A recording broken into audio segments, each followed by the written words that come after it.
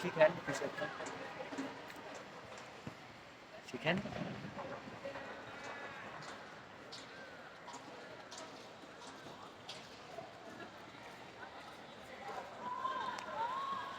এই যে দালান কোঠা।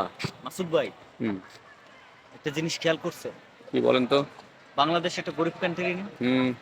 এই জায়গায় কিছু মানুষজন কিন্তু খাইতে পায় না, হুম। আবার কেউ কেউ এরকমের বিলাসিতায় মাইতে আছে। এই যে দেখেন একটু ঘুরান, হুম। বিল্ডিং গুলো একটু দেখেন, হুম। এগুলো কি এত এত বিলাসী ভাবে এত কোটি কোটি টাকা খরচ করছে? দেখেন, আপনি একটু দেখান, এবার আমাদের একটু ধরেন। সারি সারি বিল্ডিং।